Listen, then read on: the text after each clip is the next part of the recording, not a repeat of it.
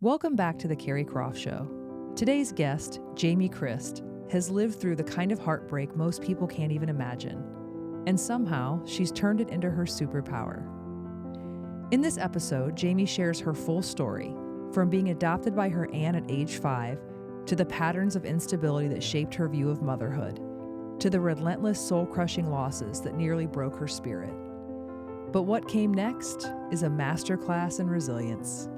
Jami went on to co-author The Losses We Keep, an anthology that gives voice to the grief so many women are forced to carry alone. Her work isn't just about loss, though.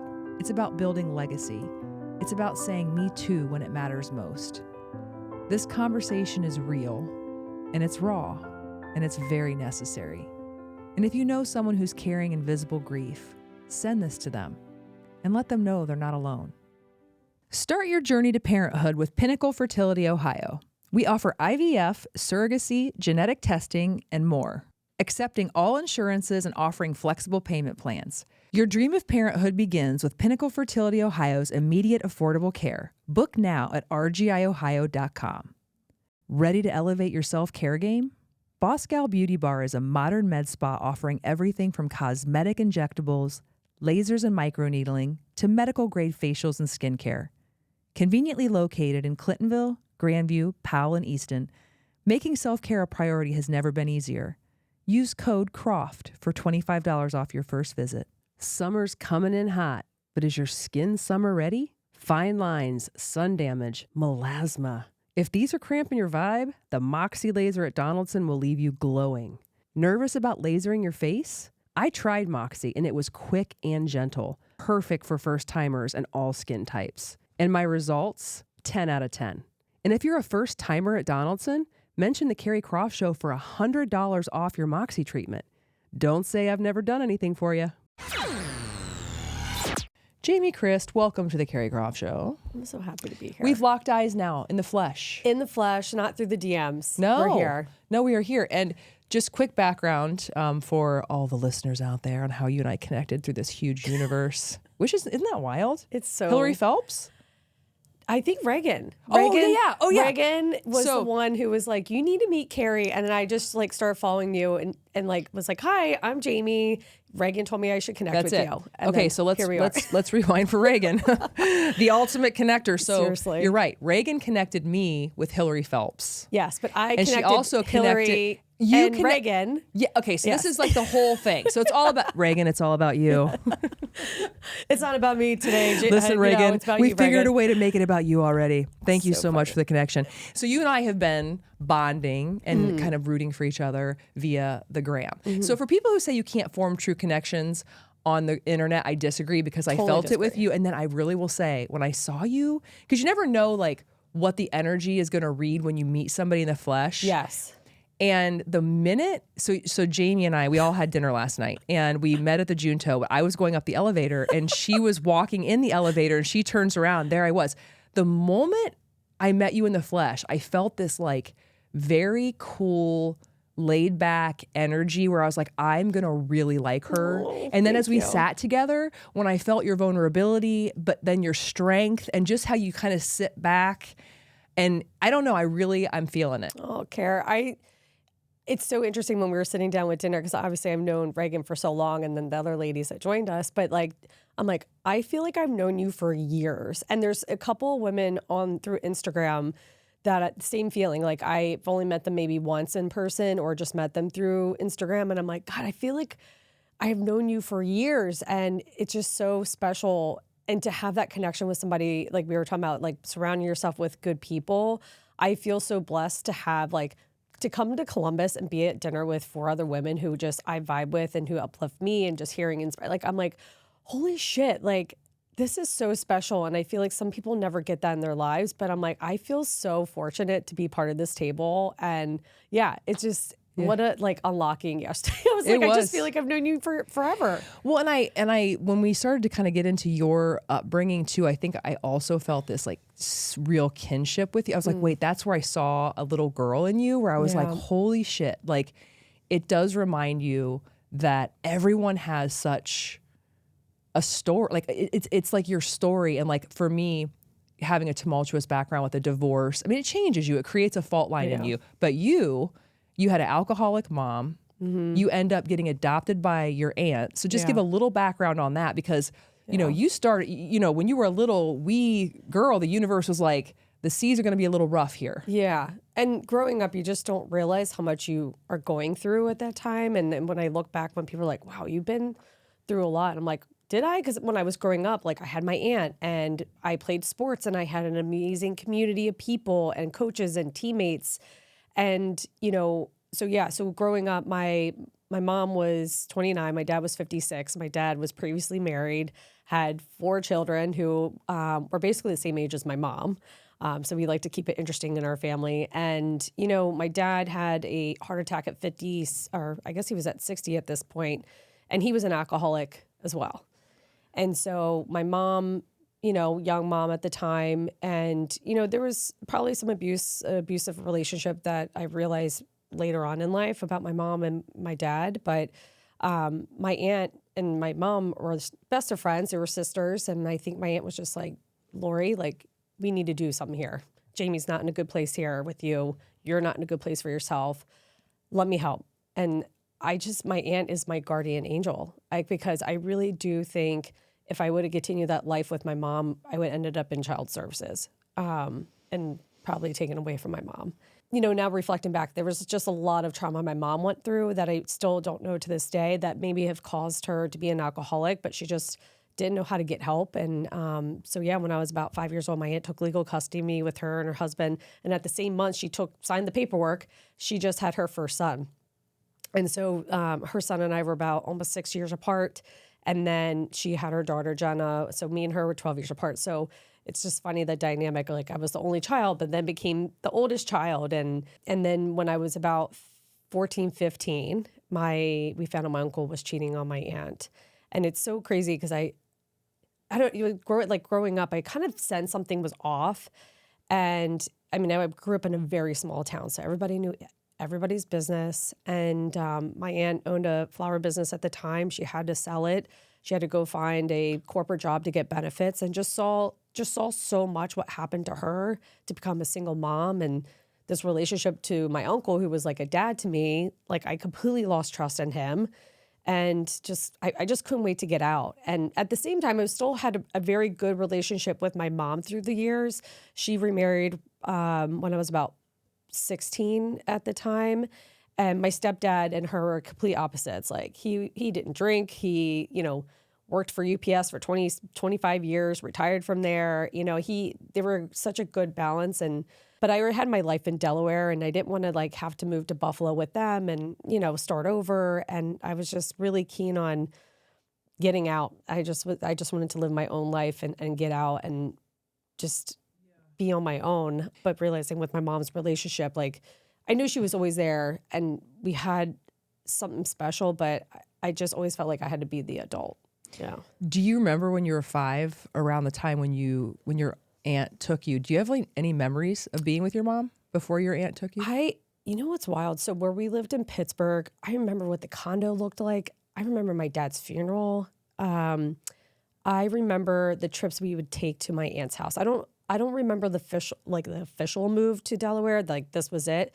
But I remember those trips, going back and forth from Pittsburgh. And I was also going to Buffalo because my grandmother would come and help my mom as well. So I would be bouncing around all over the place until my aunt was like, no, she needs to be here. But you don't remember your mom being any situations where you're like, I felt unsafe? No, I mean, I was so young. It's those moments I don't remember. The only thing that really I'll never forget, and this was kind of the breaking point for my aunt, I found my mom's drug pipe in her purse in one of her closets. And that's when my aunt was like, Lori, you need to get out. You need to go get help. You cannot do this to your daughter anymore. And I can't have you stay here anymore.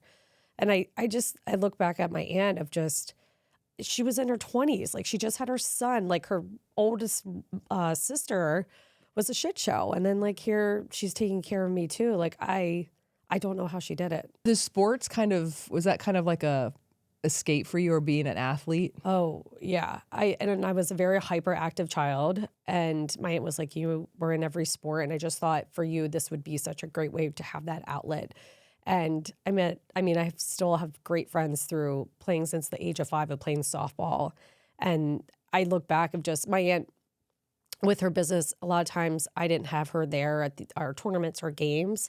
And having my friends' parents kind of be the looking out for me on the field and off the field on those trips. And it, like I said, it was a small town, so everybody kind of looked out for each other for the most part. It was really special. So your mom ends up passing away. Mm-hmm. And you guys were just kind of, you said, developing or trying to deepen your relationship, which I feel like is just another just like gut punch for you, where it's like, okay, what could have been? Like, do you struggle with that where you're like, what would she be like now? All the time. I had the weird feeling the other day where I was like, I'm going to call my mom. And I was like, whoa, I haven't done that in a long time. So she passed when I was about 32. My husband and I got married. We eloped and had like our core family there. And then a year later, we had an anniversary party. And the years of when my husband and I were like dating, and it was some of the hardest years with my mom because her alcoholism got so bad that we had to put her in rehab twice. I would be at work, but I was like traveling all the time for Under Armour. And so I would just skip family like visits to her, or my grandmother wasn't doing well. So I never made time because I just didn't want to deal with what was happening to her, because she would lie to me. She had 2 DUIs, and it was just so frustrating, and her to not want to change. And it was something I realized growing up, like she never wanted to change to be my mom and to take care of me. And I felt like it was the same thing. Yeah, we kind of, I think she just realized how sick she was. She had rheumatoid arthritis. And that week when we had the party, it was just like, we didn't argue. We didn't fight. She was like under control with her drinking at the time. And we just had the best time. We danced to Whitney Houston at the party. Like, it was everything. And then literally a week later, she passed. And it was just like, it felt like we were turning this new page together. And I felt like my mom and I were having this great relationship again. And it's like, it was gone. And yeah, to now like I think about she would have been an amazing grandmother. Yeah. She was, okay, Mom. But she would love these kids so much. She would spoil the shit out of them. She would probably have made my stepdad to move to Baltimore or move to the beach. And I just think, especially in the moments my stepdad and I we didn't have like a close relationship when she was alive, because he just wasn't an emotional type of stepfather. And my mom was like, it's not a feely, touchy guy, James. Like, he just doesn't like to talk about his emotions. But something changed when she passed. And I was like, Ken, you need me and I need you. And I literally call him almost every day. He texts me every day. He comes and visits us. And just in these moments when he's with the kids, and especially we were up at the house, and like her ashes are still on the mantle. Like the house is still her. And I see my 2 kids in this house. And I'm like, I just can't believe she's not here to see this, and to experience with Ken and seeing him be such a great grandfather to these children too. Like, she would be so beyond herself. Yeah. And so coming from this, just unstable, and it all worked out, but just very unstable upbringing, you probably wanted and yearned for your own family so badly. And then for you to embark on trying to have a family and then to hit all of these horrible roadblocks. It's like, why? What's funny? I didn't know I wanted kids. And same thing like with my husband, because we were so career focused. He was just starting his business. He left his other job.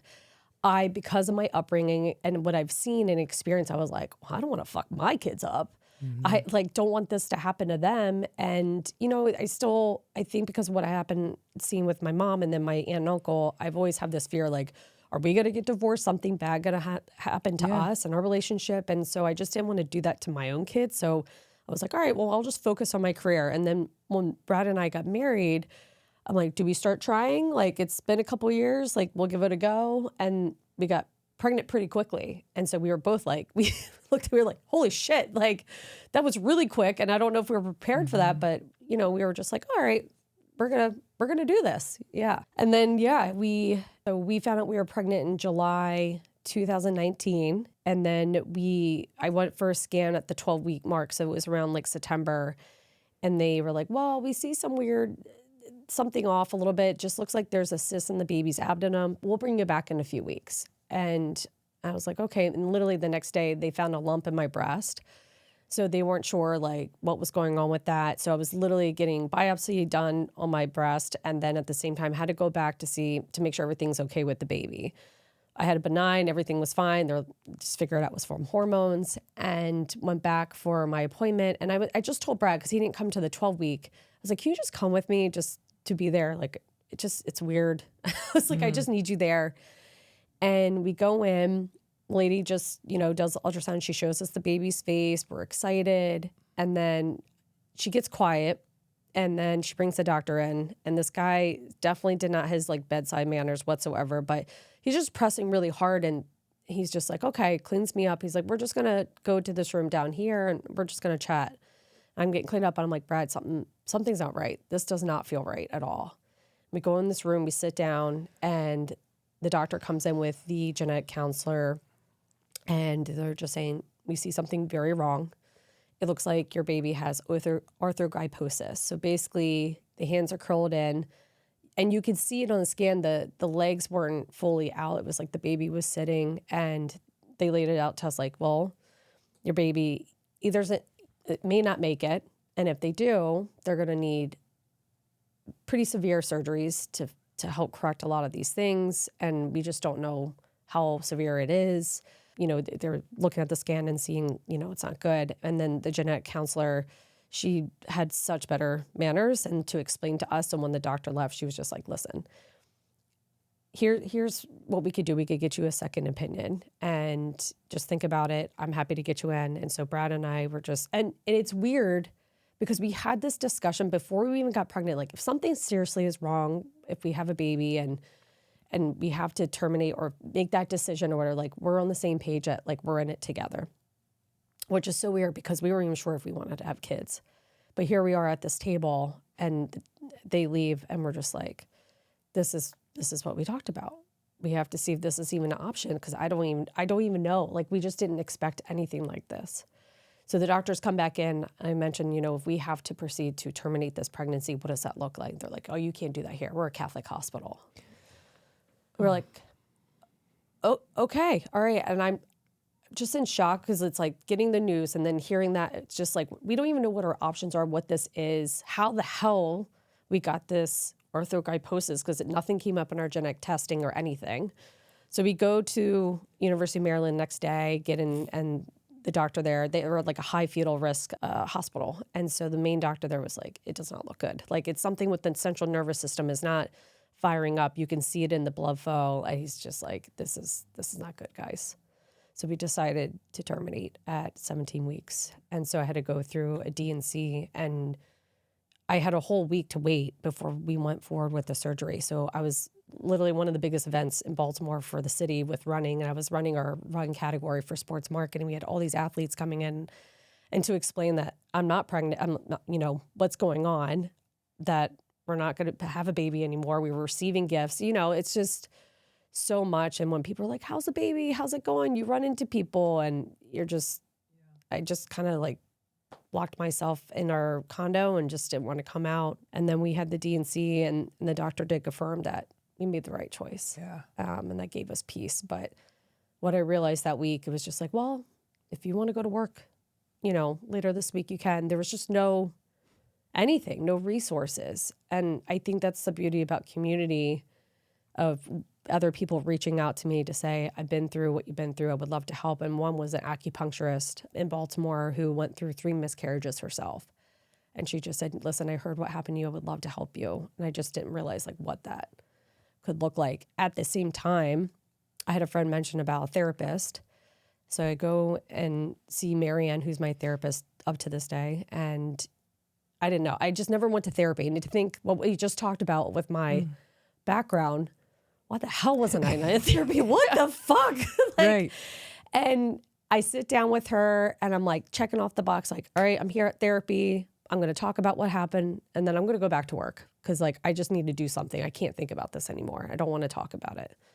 And then she was like, well, who's supporting you right now? And I mentioned like, oh, my husband, my aunt. And I tell her about my relationship with my mom and what happened.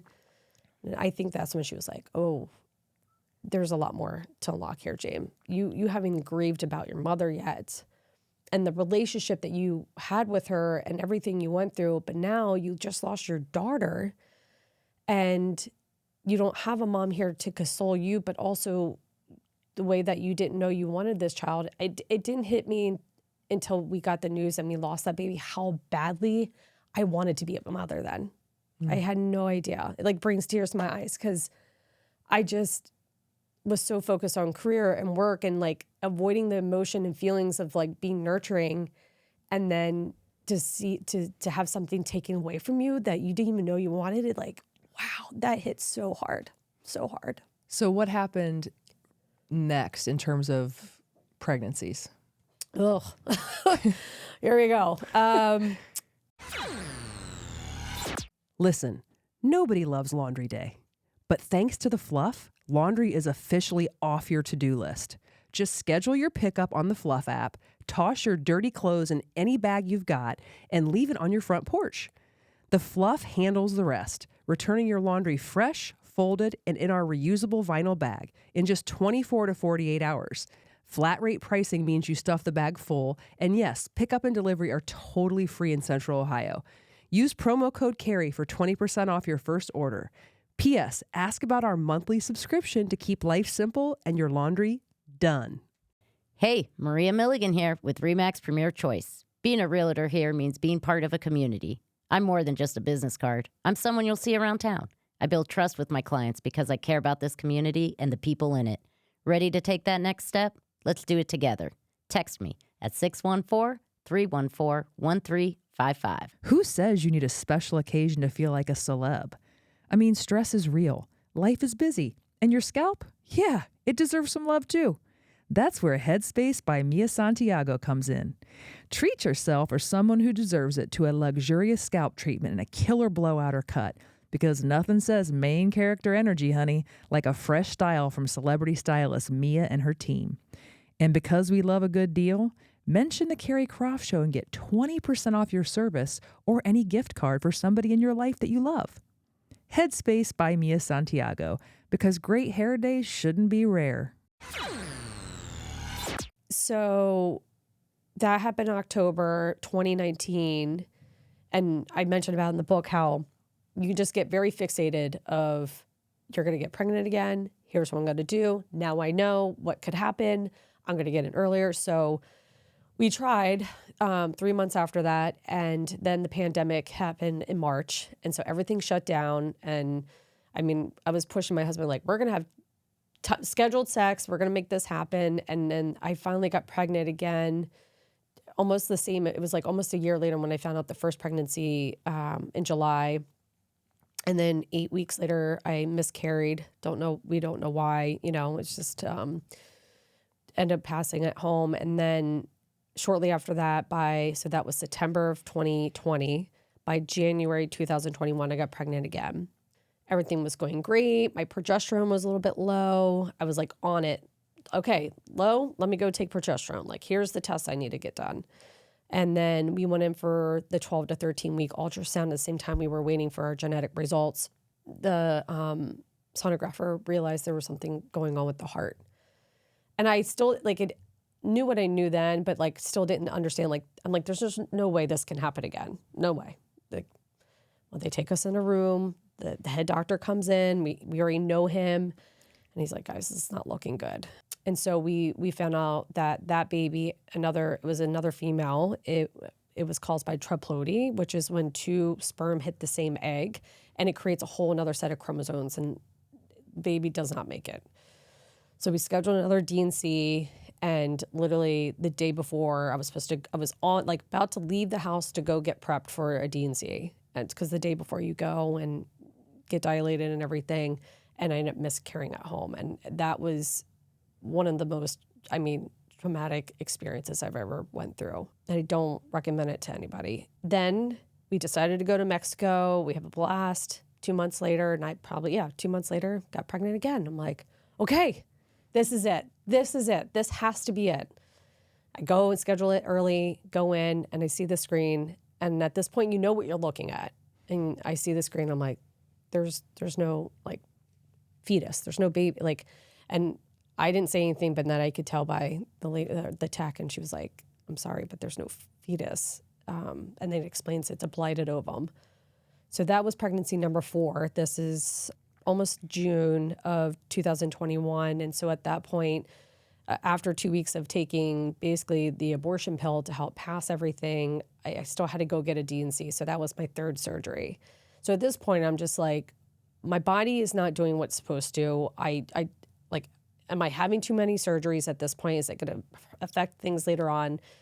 Just very much of like, why me? We escaped to Rehoboth Beach for the summer. I told my husband, I'm like, I can't spend another summer in Baltimore. I need to get out. And so that's what we did. We went to the beach for not even for 3 months. It was like 2 months. And we were like at a breaking point of like, what do we do next? Before we try to figure out what was next, what was going on with me. I got him tested. I mean, any resource I could find online or what people did, I would reach out and say, what'd you do? Like, all right, I need to get that test done. And really the unlocking was going to a functional medicine doctor who helped me realize like my thyroid was getting off, like tripling every time I got pregnant, and probably some other variables with like inflammation. But I just told Brad, I was like, we have to do IVF. I can't go through another 3 months of this and to get horrible news. And then my body was just fluctuating with hormones, the weight gain, and then like feeling pregnant after these things. It's just, and I was very much of a person that pride themselves in their body. I was like an athlete, played college field hockey, like worked out all the time. I just didn't recognize who I was anymore. I was like thinking about everything I put in my body. Like, can I eat this? Should I be drinking? And I enjoyed being around friends and going out and, you know, going to the bar and all those things, you just feel like you can't do it anymore. And it's just locking you up. Yeah. And then we started the IVF process of September 21 and go through all the tests. Everything comes back clear. And then right before we were going to start the like next steps, shots, all that, I got pregnant with our now daughter, Adley. And it was during my birthday weekend in October. And I was like, I'm not going to test it. I'm going to wait for another day. I'm going to wait for one more day. And then I was just like, all right, here we go. We're pregnant again. And it just, when you've been through this experience, this journey, it's just every part of it just gets robbed. You can't celebrate. You can't get excited. You go to these appointments, you're literally hanging on to dear life because you just don't know what the news is going to be. And so each appointment, and I was going like on a weekly basis because I was like, my mental health, like I need to know, like, are we okay? And then I think it really didn't sink in until the 20th week appointment, that anatomy scan, that once our tech, she was with us for a couple other pregnancies, and we just kind of knew how she worked. She didn't talk much. She was just like, I'm going to check you first, and then I'm going to check on the baby. And then so she was like, everything looks healthy. And my husband's like, are the hands okay? Like, what are the hands and feet like? Because I think that for him was like stuck in his head. And she's like, everything looks perfect. But it's still like, when you're going through that experience, you just know so much now because you have Googled and talked to everybody of all the shit that could go wrong, that until she was in my arms, like, there's just no way. Like, it didn't feel real. And you just couldn't, like, I almost didn't have a baby shower because I was like, I didn't want to celebrate something that wasn't here yet. But then I was just like, well, fuck it. We're gonna party. We had a DJ and we're not opening gifts. We're just gonna get people together. And it was in April of 22, and just to celebrate. And then Adley came July 1st. But I mean, I hired a doula to be in the room with me. I hired a postpartum nurse because I was just so scared something would go wrong. I mean, even when they're like, we're going to induce you. And I remember calling my doula. I'm like, I don't know if this is the right choice. Like, I just don't want to fuck this up. I don't want to mess this up. Yeah. And it'll go wrong. So we had Adley July 1st of 22. I went back to work to a weird situation, which is a conversation another day in itself.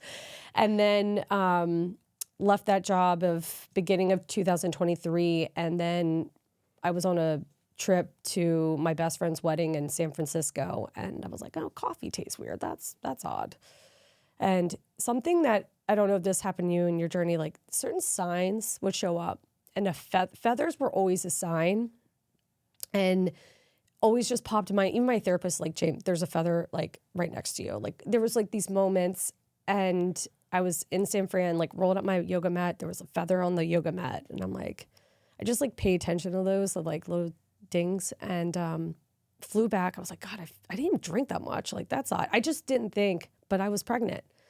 And so I got pregnant with their son, Carter. And we were just like, we know how this goes. I never thought like having a second child wasn't even on the radar. We wanted to after we had Adley, but we were just like, let's just enjoy Adley. And let's just be at peace with what we have. And we're so lucky.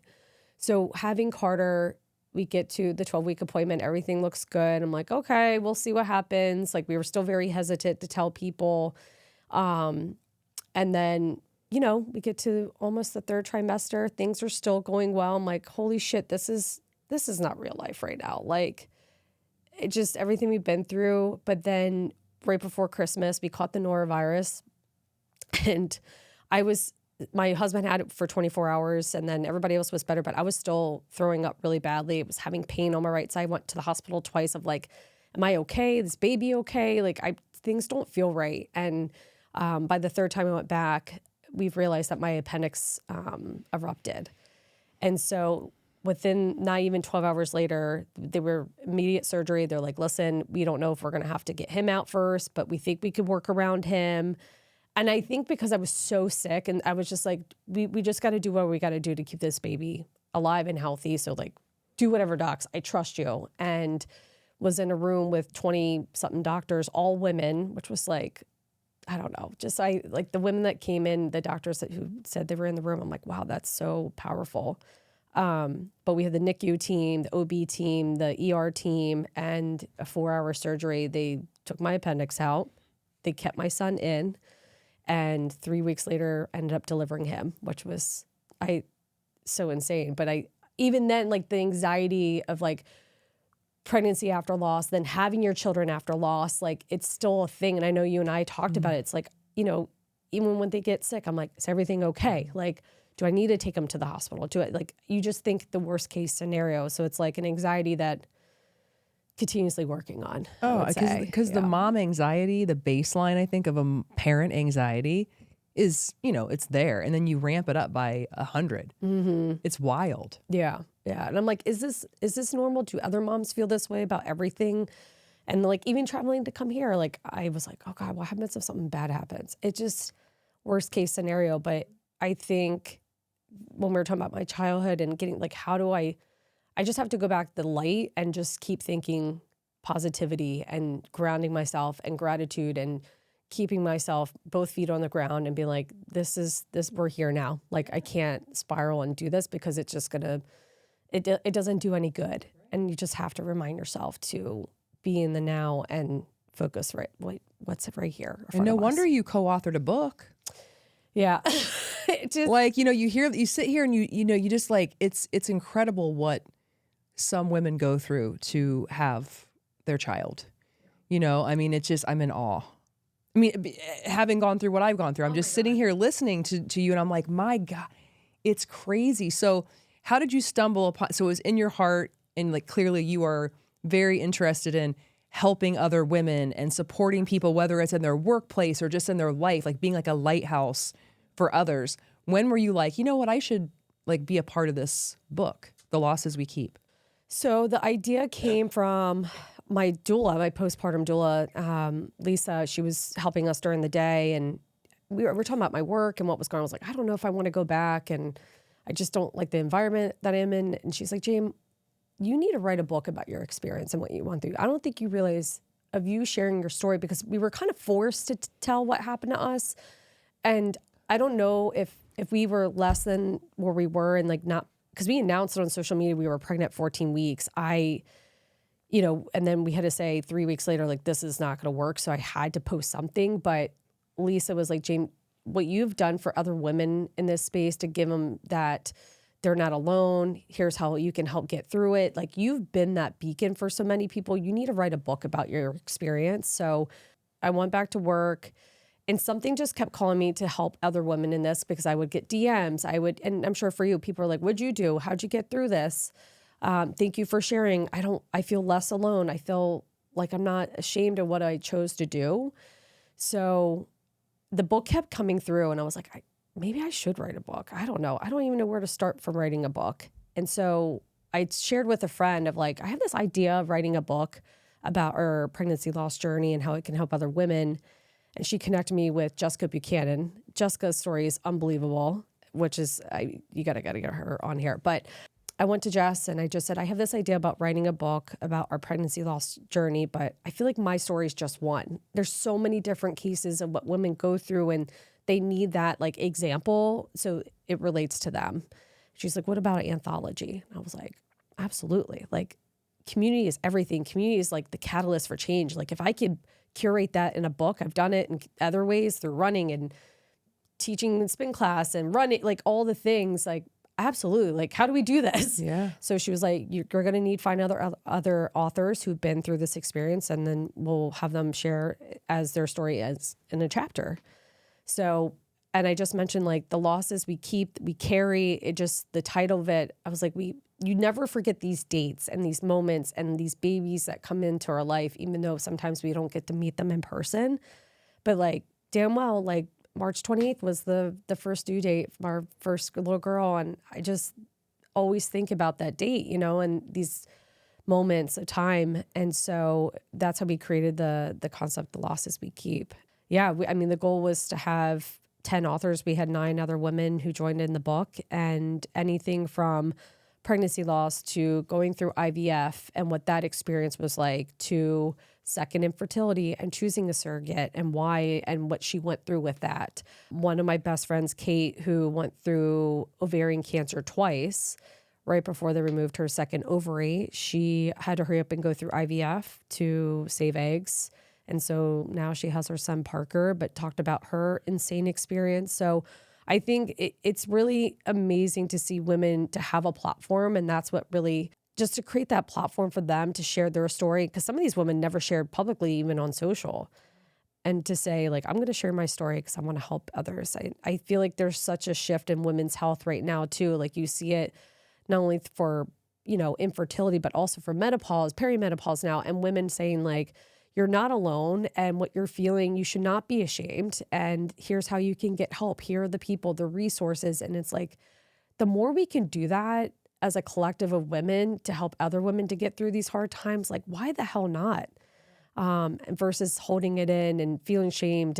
But it's hard at times when, if you're not surrounded around the right people to encourage you and not to make you feel ashamed. Because I remember feeling that. Like, I remember when we first decided to terminate, I'm not going to say exactly who in the family, but somebody in the family was like, well, you need to be careful what you say out loud, because, some other people around us work with children who have disabilities. And so they may feel differently. And I'm like, well, if that's the way they feel, but this is my life, this is my fucking choice. This is what's best for our family right now. Like, I've seen what it could do to families financially, stress level, like up close and personal with my own half brother. And that was a decision that Brad and I made, that we just didn't want to do that. Like, we just didn't want to go through that. So yeah, it's just to see something like the losses we keep come to life, and to be a resource for other women, and not just for women who've been through it, but also what's unlocked is for caregivers, to realize, like, I had a woman last night was like, I shared your book with my sister. Her daughter has gone through multiple losses, and my sister just didn't know what to say anymore. And she's reading your book, and it's really helping her understand what her daughter's going through. And then only to practitioners, like a doctor who is in the OB space, but may not understand, like, behind the doors at home, what their patient is actually going through, and why they need to be mindful of every step point of, like, when that patient's coming back in your room, making sure there's not signs of like, here's your baby, here's about breastfeeding. Because that was something that happened to me after the third loss. They had like, what to expect when you're expecting a baby, and like the kit and everything. And I'm like, this is a sick fucking joke right now. And then to have me sit in that room for 30 minutes because they were running late, nobody checked on me. I'm surprised Like, I didn't go to a mental institute after that because I was just like, this is sickening. And I text her. I was like, I had to leave. I'm like, they put me in this room. This is what was on the bed. I sat there for almost 40 minutes. I walked out. Well, it's like you're an afterthought. It's like when you're going through something so horrible, like child loss, it's like you're like pushed to this, like, oh, let's not. You go through the back door. Yes. Like, I talk about the back door when you get the shitty news, and it's like, okay, instead of you walking through the lobby with all these happy pregnant people, we're gonna walk you to this back room, back door, so nobody can see you. Yes. And I had no idea. I was like, oh, that's what happens to these people. Right. So the losses we keep, Amazon. Yeah, Amazon. And then we can do wholesale. Like, if a lot of practitioners have asked if they can buy copies and everything, but yes, you can find on Amazon. And we'll put it in the description. We'll tag it. I think the way I would like to end this, because last night at dinner when you were talking about your passion for like a lot of us, you're really still trying to feel your way through your journey and how you can make the most impact that feels aligned. Mm-hmm. And that conversation around corporations, businesses, like corporations sound so like big. Let's just say a small business or whatever, the medium-sized business, anyone out there who works for a company, what are we doing to support situations like miscarriage, child loss?